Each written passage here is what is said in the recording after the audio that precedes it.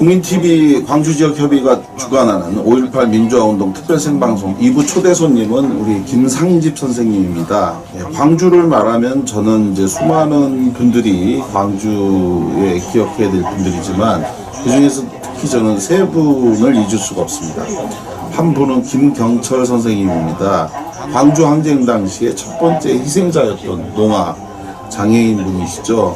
딸의 돌잔치에 참여한 처남을 서울로 배웅하기 위해서 우연히 시내에 나왔다가 회원군에게 붙잡혀서 듣지 못하는 이분이 자신들이 지시하는 대로 하나 둘 셋을 외치지 않는다고 해서 무수히 곰으로 내려쳐서 절명케 한 그 첫 번째 피해자분. 따라서 광주의 피해자분들이 어떤 이념이나 어떤 이유나 목적이 있었던 것이 아니라고 하는 그런 측면에서 저는 이분의 죽음이 너무나 안타깝고, 이런 분을 희생시켜 놓고 다른 이념, 어떤 이런 색칠하기 이런 것들이 너무 안타까울 뿐이고, 두 번째는 김동수라고 하는 분인데요. 거리에서 희생된 시신을 수습하던 과정에서 그러다 당신도 죽는다라고 하는 사람들의 이야기에 내가 날씨에 따라 변할 사람 같소라고 하는 말을 남겼다고 하는 그분의 죽음. 그리고 마지막은 도청에서 최후를 맞이한 윤상원 열사입니다.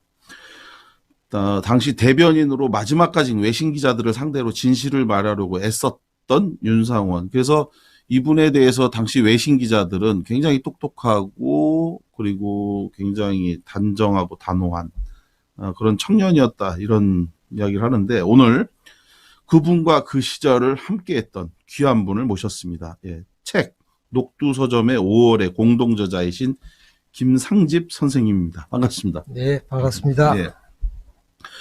먼저 선생님 잠깐 좀 본인 소개를 좀 해주시면. 저요? 저는 1980년 5월 1일 날 5.18 당시에 요즘 그 헬기의 기총소사가 논란이 되고 있는데, 그 무장 헬기가 있던 506 항공대에서 제대를 했습니다. 그래서 당시에 그 헬기가 나르는 그 자세만 봐도 저는 저게 기총소사를 했는가 안 했는가 이걸 알 수가 있는데, 아주 낮은 고도로 공중에 정지된 걸 하바링이라 하는데, 하바링 상태를 제가 몇 번 목격을 했어요. 20일 날.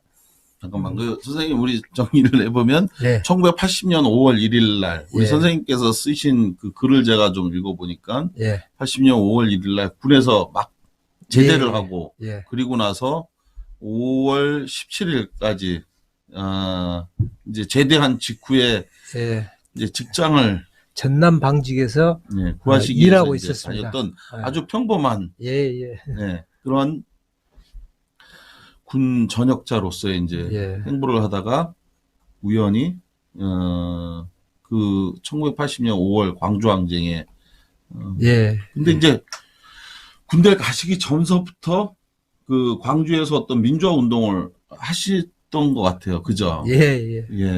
고등학교 때 광주 일고를 다녔는데요. 유신헌법이 선포가 되니까 그 유신헌법에 반대하는 그 시위를 했고, 2번을 했는데, 하여튼 고등학교 때 대국물실 지하실에 끌려가서 좀 곤욕을 치렀습니다. 그러셨구나. 야, 그렇게 하셔서 그러한 인연으로 윤상원 열사하고 이제 고등학교 때부터 이런 인연을 갖고 계셨던 것 같아요. 그죠? 고등학교 막 졸업하자. 처음에 어떻게 만나시게 된 거예요, 윤상원 열사하고는? 윤상원 열사는 그 75년도에 군에서 제대했어요. 그래가지고 원래는 그 외무고시 그 시험 공부를 준비하고 있었는데, 제 녹두서점을 운영하시던 제2의 형님이 계십니다. 김상윤 선배께서 이제 윤상원을 이렇게 만나가지고, 그때부터 같이 함께 운동에 대한 학습을 하게 된 거죠. 그때 저도 같이 함께 만났었습니다. 아유, 진짜 저는 이렇게 우리 김상진 선생님이 쓰신 글을 예. 읽고 예. 또 이렇게 오늘 선생님 뵈니까 정말 송구하고 정말 영광스럽게 그지없습니다. 아이고, 이게 예. 제가 말로만 들었던, 그리고 제가 정말 존경했던 분, 그리고 그분과 관련해서 쓰셨던 이게 총 43쪽짜리, 5월의 기억이라고 하는, 예. 그 글을 읽으면서, 했는데, 그 글을 보니까, 5.18 민주화 운동 이전에 강원도 태백의 사북투쟁, 예. 그 이야기도 좀 나오던데, 예. 그 이야기는 좀 설명을 좀. 예. 그건 이제 광주에는 그 민청년 사건으로 옥고를 치렀던 그 선배들께서 예. 구속자 협의회라고 하는 걸 만들었어요. 그 구속자 협의회가 이제 79년도에 10월 26일 날 박정희가 이제 암살당하고 예. 이제 비상계엄이 전국에 선포가 되면서 과거에 민주화운동 했던 사람들이 이제 하여튼 상당히 많은 그 감시를 받게 됐죠. 예. 그 감시를 받는 과정에서 12.12 사태가 터지면서 전두환 하고 신은학이 이제 실권을 잡게 되고, 예. 이것이 서울의 봄으로 이어지는 과정에서 많은 사람들이 이제 우려를 해왔는데, 사북에서 탄광 경부들의 어떤 당연한 민주화 요구가 경찰 병력뿐만이 아니고 심지어 공수들에 의해서 진압되었다고 하는 이런 소문이 나도니까, 사북에서 탄광에 근무하던 그 광부들, 예. 그분들이 이제 자기네들의 어떤 조건을 개선하기 위한 투쟁을 했는데, 그렇죠. 예. 그때 거기에도 공수부대가 투입이 돼서 그렇죠. 광부들을 진압했다는 건가요? 예. 그래서 아니 그때 무슨 공수부대가 무슨 정경도 아니고 그렇게 막 여기저기 다 투입을 했던 거군요. 그러니까 우리나라 군대는 그 국군 원래 그런 통수권이, 걸 하면 안 되잖아요. 그렇죠. 공수가. 국군 통수권이 미국에 있기 때문에 전시든 평시든 다 예. 있었죠 그때는. 사병들 휴가 미국에. 하나까지도 미국의 승인을 얻습니다. 네. 병력 이동에 대해서는. 예. 근데 이제 공수부대는 미군의 승인을 받지 않고도 병력을 움직일 수 있는. 그렇군요. 예, 그래서 공수가 계속 부마에서도 맞습니다. 개입을 하고 예, 사북에도 개입하고 그렇게 예. 된 거군요. 예. 왜 그런 거예요? 왜 공수만?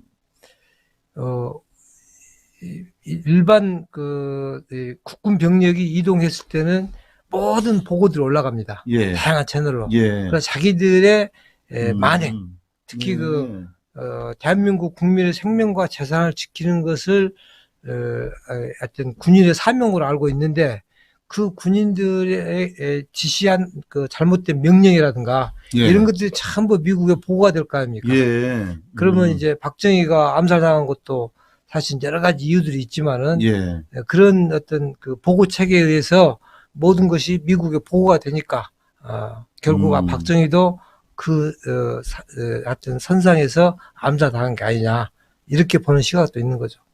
우리 선생님이 그러면 그때 사북에 직접 갔다 오셨던 아니요, 건 제가 간 게 아니시고요? 아니고, 농민운동 하시던 김광철 선배님하고, 당시 청계 피복 노조에서 활동했던 그 여성분 두 분이 신혼 부부로 위장을 해가지고 사북에 2박 3일 동안 가 있으면서 그 상황을 다 이야기를 듣게 된 거죠.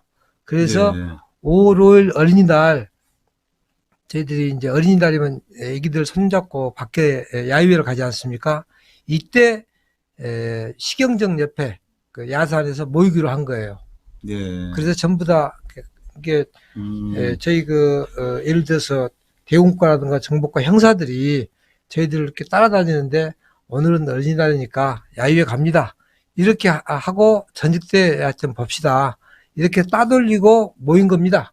그래서 모여가지고 거기에서 그 청계 피복 노조분들하고 사북 탄광을 다녀오신 분들이 그 사북 항쟁에 대해서 설명을 하게 된 거죠. 네. 그 과정에서 공수들이 투입해서 결국 진압했다고 하는 그리고 이제 죽은 사람도 많이 있었죠, 그때. 그래서 그런 내용들을 알게 되면서 저희들이, 이 전두환이가, 자기가 집권하기 위해서는 국민투표를 통해서는 김대중이나 김영삼, 김용필 이런 사람을 따라갈 수가 없기 때문에 결국은 통일주체대의원에 의한 채권 선거를 통해서 자기가 대통령이 되려고 하는구나. 근데 그렇게 하려고 한다면은 결국은 국민들의 저항을 억눌려야 되고 정치인들을 전부 예비검색을 해야 될 거고 나아가서는 이제 민주화 일정에 따른 국민투표 헌법 개정이나 이런 것들을 안 지킬 것이다. 그때 그렇게 하기 위해서는 공수들을 투입하지 않겠는가. 그걸 저희들은 그때 같이 얘기를 해서 알고 있었죠. 그 쓰신 5월의 기억이라고 하는 글을 보면서 예. 그런 것들을 다 예측하고 있는 걸 보고 제가 깜짝 놀랐어요. 예, 그때는 운동권에서 다 그 일반화된 얘기입니다. 그 내용이요. 예, 예. 전 처음 읽었어요. 굉장히 그러세요? 많이 봤는데 그런 부분들을 정확하게 예측을 했고 그런데 이제 그 날짜나 이런 것들에 대해서는 예. 정확하게는 이렇게 5월 11일인가 2일에 아마 휴전선에서 총격이 있었을 겁니다. 예. 전두환이가 만들었다는 그 얘기 말씀이신 거구나. 지금 일본 통해서 들어온 정보나 이런 허위 사실을 통해 뭐 북의 공격의 우려가 있기 때문에 계엄이 필요하다라고 하는 그 말씀이신 거죠. 그때 당시에 그 윤한봉 선배님께서 YWCA, 그러니까 11월 18일 YWCA 위장 결혼식 사건을 쭉 설명하면서 그동안 남산에 있는 그 중앙정보부 지하실과는 차원이 다른 개념이 다른 저희 그 군부 계엄 치하에 남한산성에서 당했던 그 혹독한 것들을 이렇게 소개를 하시면서 아마 5월 10일에서 15일 전후에서 휴전선에서 총격 사건을 조작해내고 5.16을 전후해서 결국 제주 이름까지를 포함한 비상계엄을 확대해서 민주 인사들을 잡아갈 것이다. 그렇게 예측을 했었어요, 그날. 선생님께서 쓰신 5월의 기억이라고 하는 그 43쪽짜리 글을 보면은 정말로 저도 이제 그 글을 정말 읽으면서 80년 5월 당시 12일의 항쟁 기간 동안에 있었던 이야기들을 쭉 담담히 이렇게 적어내는데 그야말로 사람이 대검에 찔려서 사망하고 또 많은 또 연행이 된 후에 또 상황도 아주 상세했는데 그런 것들을 일일이 기록하시면서 참 많이 눈물도 많이 흘리셨을 것 같아요. 그걸 쓰시면서도. 저는 사실 그거 보면서 어떤 분인지 너무 궁금했는데 지금 이 유튜브 방송을 보시는 분들은 아시겠지만 그냥 마음씨 좋은 지금은 그냥 마음씨 좋은 죄송하지만 좀 할아버지 같은 느낌이 드는데 어떻게 그렇게 어렵고 힘들고 위험하고 무서운 일을 하시게 됐는지 정말 궁금하지 않을 수 없어요. 저희 집안에서 5.18 당시에 6명이 이제 감옥에 갔었는데요. 뭔가 이제 기록을 남겨야 되지 않겠는가 해서 약 한 7, 8년 전부터 가족들이 이제 뭔가를 쓰자, 각자. 쓰기로 해놓고, 그 다음 설날 만나면은 또, 전혀 쓴 사람이 없고, 그렇게 1년, 2년 가다가, 작년에 이제 쓰게 됐는데, 작년에 그 쓰는 것도, 제 큰형, 김상윤, 제 큰형께서 아주 강하게, 제 작은 형도 이제 돌아가셨거든요. 형제간 중에도. 그래서 이렇게 언제 이 기록들이 살지 모르니까 반드시 써야 된다고 이렇게 다 거쳐가지고 이제 쓰게 됐는데 문제는 녹두 서점을 중심으로 일이 벌리다 보니까 서로 그 시간대가 맞는가를 확인을 해야 될 거 아닙니까? 그래서 그때 저는 제가 큰형께서 얼마나 혹독하게 고민하고 활동하면서 고생했는지 이걸 처음 제가 읽어서 알게 됐고 또 제 형수님은 형수님대로 녹두 서점에 계시면서 얼마나 고생하셨는지 그때 마음이 어땠는지 이걸 처음 알았어요. 왜냐하면 저희 집안 식구들이 6명이 모이면은 절대 5.18 당시 얘기를 한 적이 없습니다. 아, 그러세요? 또? 그때 처음으로 얘기해서 알게 된 거예요. 와. 예. 그러셨군요. 예. 아버님은 어떠셨어요? 저는 사실 그 글을 읽으면서 그거를 한번, 그게 책으로 나올 예정인가요? 나온 건가요? 나왔습니다. 지금, 예, 녹두 서점의 5월로 해서 그게 책이 언제 나온 책이에요? 작년에 나왔습니다. 작년에 나왔습니까? 예. 혹시 그 책 갖고 오셨습니까? 아닙니다. 아유, 좀 책을 갖고 오면 제가 이렇게 좀 비춰드릴 텐데, 그게 단편집으로 나온 건가요? 예, 아니면, 그렇습니다. 그 단편으로. 단편으로요? 단행본으로. 그러면은, 책은 굉장히 두껍지 않겠네요. 예, 한 43쪽짜리니까. 아니죠. 그 책을 외에도 그쵸. 그러니까 다른 분들의 글을 함께 좀 모아서, 예, 다른 분은 누구예요? 같이 이게 만든. 제 큰형 김상윤. 그러니까 일가족 정연의- 6분의 이야기. 아니죠. 그러니까 세 분은 기어이 못 쓰겠다. 정연의 의원님이 형수님이세요? 예. 제가 한 그래서- 2년 전에 그분을 모시고 인터뷰를 했었는데, 예. 오늘은 시동생분을 모시고 제가 인터뷰를 하는 거였군요. 예. 정연의 광주 시의원님, 예. 하고, 그 형님하고 이렇게 예. 세 분 이야기하고, 예. 그러니까 옴니버스식으로 만든 책이군요. 예. 다시 한번 좀 책 제목을 좀 말씀해 주실래요? 녹두 서점의 5월인데요.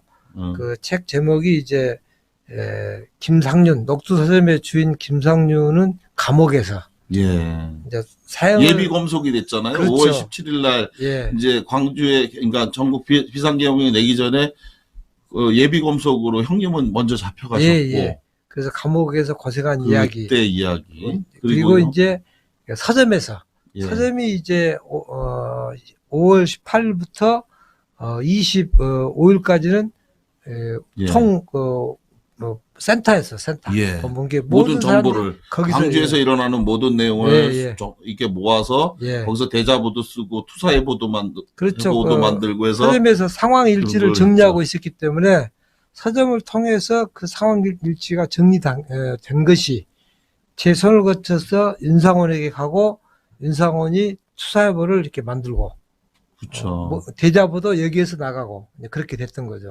그런 이야기들을 모았었는데 여러분 그 녹두서점의 예. 5월 예. 이 책을 꼭 한번 읽어봐 주시면 좋겠어요. 그 내용을 저도 이제 5월과 관련한 이러저러한 책과 자료를 많이 읽었는데 우리 김상집 선생님이 쓰신 그 글이 정말 누구보다도 더 생생하고 그리고 그 시절 정말 어떻게 이게 다 기록으로 남아 있을까 놀라울 정도였고 그 글 중에서 제가 정말 인상적이었던 부분들은 아버지가 예. 우리 김상집 선생님을 녹두서점으로 찾아온 장면. 예. 큰아들 그 형님 성함이 김상윤입니다. 김상윤 선생님. 예.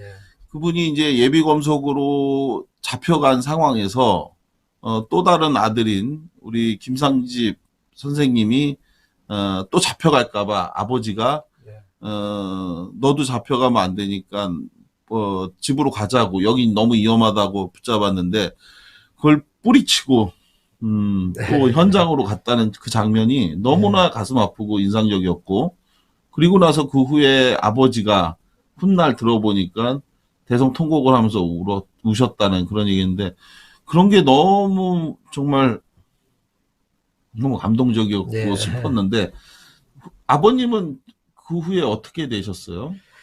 아버님은 이게 5.18 당시에는 집안 식구 6명이 다 감옥에 가버리니까 쑥대밭이죠. 이게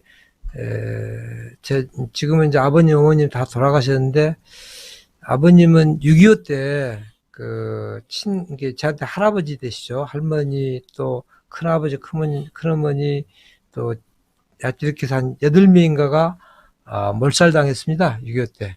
피람 서원이 저희 집인데 서원을 지키려고 하다가 이제 집안이 몰살당한 그런 경험을 갖고 계신데 5.18 때는 또 이제 자식들까지 해서 며느리까지 전부 6명이 한꺼번에 다 이렇게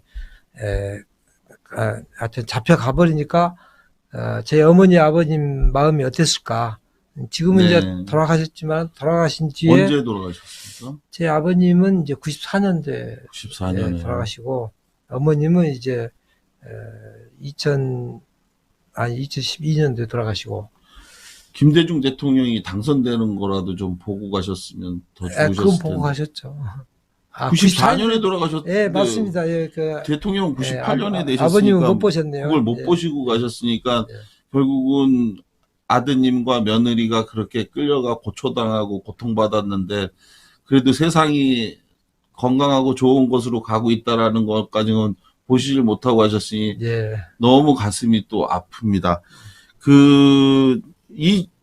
선생님이 쓰신 글에서 더 인상적이었던 건 우리가 흔히 27일 날, 도청이 점령되고 피해, 정말 희생자들이 나온 안타까운 상황만, 보고 또 영화도 대부분, 예. 화려한 휴가든 그리고 택시 운전사든 다 거기서만 끝나는데, 27일 이후 개헌군의 학살이 끝난 다음에 그 후에 이제 그 고초를 당하신 그 내용도 이게 쭉 자세히 예. 쓰셨는데 그 내용이 굉장히 인상적이었어요. 그 녹두서점에서 이제 체포가 되시고 난 이후의 상황에 대해서 좀 말씀을 좀 듣고 싶습니다. 어땠어요? 그 굉장히 한 40명인가가 있어야 될 그 공간에 127명? 예.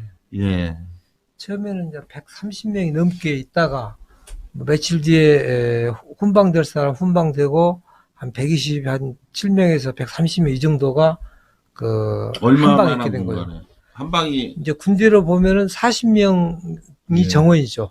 예. 40명 정원인데다가 127명이면 잠을 어떻게 잡니까? 다 서 있습니까? 잠을 잘 이게 그래요? 하루 종일 이렇게 오와 열을 맞춰가지고요. 예. 하여튼 정자에서 앉아가지고 움직이면은 줄만 조금만 틀리면 하여튼 끌려 나와서 늘씬하게 두들겨 맞는. 하루 종일 그렇죠. 꼼짝없이 앉아 있어야죠. 꼼짝없이 앉아. 예. 그리고 이제 조사 받으러 나갈 때나 가끔 호출돼서 나가서 또 고문당하고 돌아오고 이제 그런 생활인데. 고문이 이제 말 한마디로 끝날 게 아니라 어마어마한 구타, 그렇죠. 가혹행위, 예. 그리고 공수부대원이고 누구 아무나 와갖고 자기네들 화풀이 하듯이 그렇게 때리고 했다고. 예. 예. 선생님도 정말 많이 맞으셔서 어떻게 몸 건강은 지금 어떻게 괜찮으세요? 저는 이제 군대에서 막 제대를 해서 그래도 조금 견딜만 했는데 아마 일반 사람들은 군대 경험이 없거나 군대에 제대한 지 오래되신 분들은 아마 힘들었을 거예요. 근데 그 밤에 취침할 때는 그 앉아있는 그 자세에서 양 다리만 벌리고 뒤로 누우면서 고개를 살짝 들면 뒷살 허벅지 베고 그대로 자야 됐습니다. 그게 이제 그 정도로 밀집돼 있었죠, 그 안에가. 거기서 정말 버티지 못해서 또 자해 사망, 그러니까 자살을 기도했던 또 분이 한 분 계셨죠. 예. 정신 이상 되신 분들이 몇 분 있었어요. 그러니까 헌비헌발하기도 이제 막 때리고 하니까 그냥 거의 발광하는 상태가 되더니 아예 이제 계속 헛소리를 해버리니까 나중에 병원으로 이송을 하고 그러더라고요. 그런 사람이 몇 명 있었어요. 그분 중에서 대표적인 분 중에 한 분이 바로 우리 김영철 선생님이시죠. 예. 어떤 분이시죠, 그분이?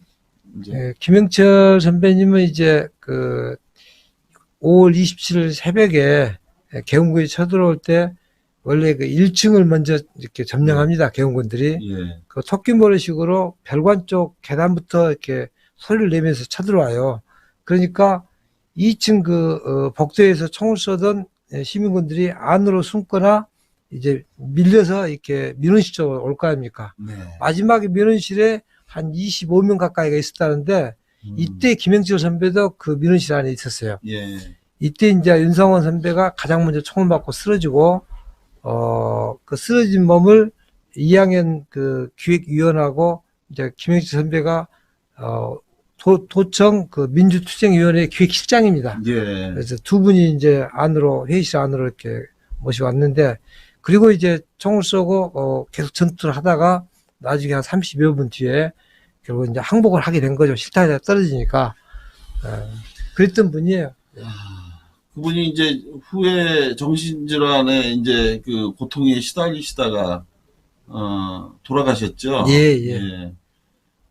같이 그때 목숨을 걸고 싸웠던 여러분들이 많이 계신데 네. 지금 우리 대한민국 2020년을 보실 때 어떠세요? 그때 염원했던 꿈, 또 그걸 위해서 희생된 분들 앞에서 우리의 현재 모습 어떻게 평가하고 계세요? 저희들은 이제 5.18 당시에 그 민주투쟁위원회라고 했던 이유는, 이 오랜 박정희 그 군부 통치 기간이 있었고, 특히 유신헌법에 의해서 국민들의 어떤 대통령 선출권이 그 간접적으로 제약이 돼 있었습니다. 네. 이 통일주체 대의원이 알아서 대통령을 뽑으니까 그 100% 아니면은 하여튼 99%의 그 어떤 당선율을 보였는데, 국민들의 투표에서 대통령을 뽑을 수 있는, 그래서 민주정부를 이렇게 원했고, 그 민주정부를 이루기 위해서 만약에 저희가 도청에서 항복을 하면은 결국은 유신헌법을 인정해 준 꼴이 되지 않습니까? 그렇기 때문에 항복을 할 수는 없었죠. 그래서 죽더라도 우리는 총을 들고 버티고 있다 죽어야 된다. 그러지 않고 우리가 항복하는 순간 우리나라의 민주주의는 영원히 없다. 이런 그 생각이 있었고, 바로 그러한 것들이 오늘날 이렇게 봤을 때 우리를 진압하도록 한 건 미국입니다. 예. 국군 통수권이 미국에 있었기 때문에, 그래서 미국이 우리나라의 민주주의를 제한하는 가장 일차적인 걸림돌이다. 저는 그렇게 생각하고 있습니다. 오늘 김상진 선생님을 모시고 30분간 말씀을 나눴는데 이거 갖고 어떻게 다 여쭤볼 수 있고 또 말씀하실 수 있겠습니까? 근데 제가 단언컨대 말씀드릴 수 있는 거는 오늘 이 방송에서 다 하지 못한 이야기가 너무 많이 있는데요. 그것은 책, 그 녹두서점의 5월, 이 책을 어느 출판사는 어디예요? 한겨레 출판부. 한겨레 출판부요. 네, 한겨레 신문사에서. 예, 한겨레 신문사에서 내는 한겨레 출판부에서 출판한 녹두서점의 5월, 이 책을 읽어보시면 오늘 다 듣지 못한 우리 김상진 선생님의 정말 처절한 민주주의, 저는 뭐 진짜 대단한 정말 의지의 신념, 이 확신, 강자가 아니라면 불가능한데 오늘 선생님 모시고 말씀 듣게 돼서 너무 고맙습니다. 감사합니다. 네, 감사합니다. 네.